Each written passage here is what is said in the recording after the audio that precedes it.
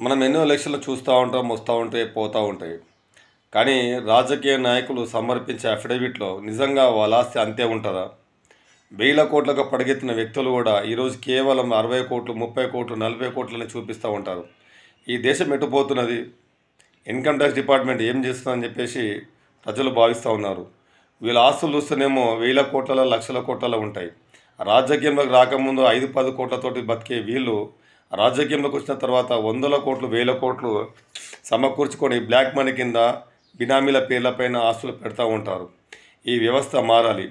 America లాగా clean and గ్రీన్గా 100% income tax holder కిందకి తీసుకురావాలి.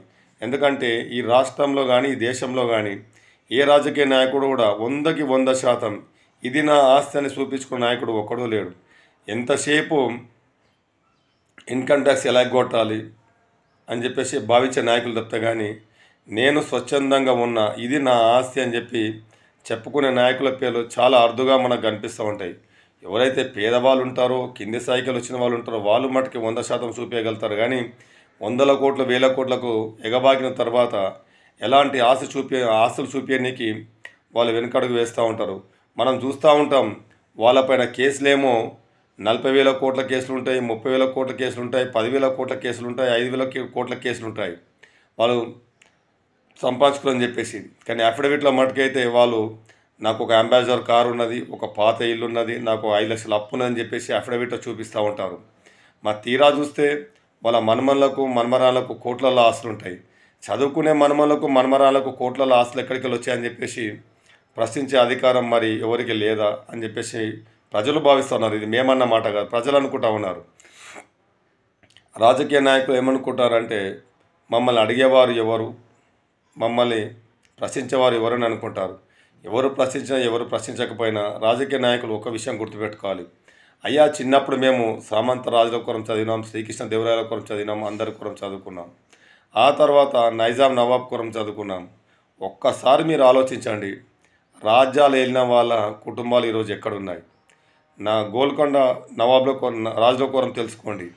అదేవిధంగా మన హైదరాబాద్ నవాబ్ల కోరం తెలుసుకోండి. ఏమైపోయారు?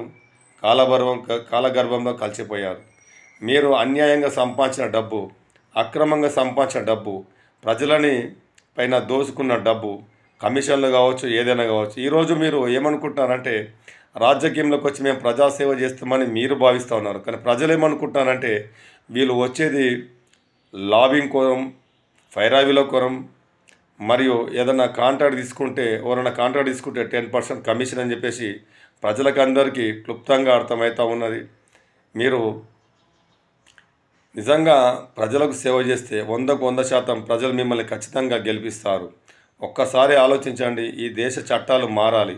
ఎలా మారాలంటే అతని జోబులో ఉన్న ఒక్క రూపాయి కూడా 100% అకౌంట్లో చూపించే విధంగా ఉండాలి. ఆ విధంగా ఉంటే ఎక్కడ కూడా లంచం అనేది జరగదు. ఎందుకంటే 100% డబ్బులు చూపించుకున్న తర్వాత లంచం ఏడికలు వచ్చింది. ఒక గవర్నమెంట్ ఎంప్లాయీకి మనము ₹1,00,000 జీతం ఇస్తుంటే సంవత్సరానికి 12 లక్షలు. అతను తినంగా పోంగా ఎంత మిగిలిందని మనకు ఆటోమేటిక్గా అర్థమవుతుంది. అదేవిధంగా ₹1,00,000 జీతం వస్తే ఆయన 24 లక్షల రూపాయల ఆదాయం ఎలా చూపించగలుగుతాడు? చూపించలేడు. కాబట్టి లంచాలు తీసుకొని బినామీల పేర్లపైన కొనే పరిస్థితి ఉండదు. కాబట్టి 100కి 100% మనము అతని ఆస్తి ఎంత ఉన్నదో ఆధార్ కార్డులో ఖచ్చితంగా చూపించాలి. ఆధార్ కార్డులో మెన్షన్ చేసుకోవాలి. అలాంటి సిస్టమ్ తీసుకురావాలి. ఆధార్ కార్డు అంటే కేవలం రేషన్ కార్డుకో, లైసెన్స్కో కాదు. మనము ప్లాట్ కొంటే ప్లాటుకో ఆధార్ కార్డు నంబర్ కొడితే అతనికి ఎంత ఆస్తి ఉన్నది, ఎంత అప్పు ఉన్నది 100కి 100% తెలిసే విధంగా చర్యలు తీసుకోవాలి. సెంట్రల్ గవర్నమెంట్ ఇప్పటికైనా ఒక చట్టాన్ని తీసుకొచ్చి ఫలానా వ్యక్తి పేరు ఇది, ఫలానా వ్యక్తి నంబర్ ఇది, అతను తన ఆస్తిని మెన్షన్ చేయాల్సిందిగా అని చెప్పేసి ఒక కాలం ఇవ్వాలి. ఆ కాలంలో అతనికి కారు ఉన్నదా, బంగ్లా ఉన్నదా, బైక్ ఉన్నదా, ఎన్ని తులాల బంగారం ఉన్నది, ఇవన్నీ కూడా మెన్షన్ చేస్తే అతని ఆస్తి అది మాత్రమని చెప్పేసి మనం పరిగణంలోకి తీసుకునే విధంగా, ఇంకా మీకు నచ్చిన విధంగా ఇంకా మంచి మంచి పాయింట్స్ తీసుకొచ్చి చట్టాన్ని బలంగా తయారు చేసి మరి ఎక్కడ కూడా ఈ దేశంలో లంచం లేకుండా చేయాల్సిన బాధ్యత కేంద్ర ప్రభుత్వాన్ని. నచ్చిన వ్యక్తికి బంగారు పళ్ళెంలో పెట్టడం, నచ్చని వ్యక్తికి ఇస్తరాకులో పెట్టడం అన్నట్టుగా కాకుండా India is one country is one rule అన్నట్టు తీసుకురావాలి. నాయకులకు ఒక రూలు, ఉద్యోగస్తులకు ఒక రూలు కాకుండా ఏ విధంగా అంటే మీరు 5 ఏళ్ళు ఎమ్మెల్యే అయితే పింఛన్ ఇస్తున్నారు. 30 ఏళ్ళు గవర్నమెంట్ కానీ సెంట్రల్ గవర్నమెంట్ ఉద్యోగం ఇస్తే పింఛన్ ఇస్తలేరు. ఒక దేశంలో 2 రూల్ ఏందని చెప్పేసి ప్రజలు అనుకుంటా ఉన్నారు, నవ్వుకుంటా ఉన్నారు. దయచేసి ఇప్పటికైనా అందరికీ సమానమైన రూలు, సమానమైన చట్టం తీసుకురావాలని చెప్పేసి కోరుచున్నాం. దయచేసి మన ఛానల్ని సబ్స్క్రైబ్ చేసుకోండి, లైక్ చేయండి, షేర్ చేయండి. సమాజాన్ని మారుదాం, మన బతుకులు మార్చుకుందాం. ఇట్లు మన కొత్త షో గౌడ్.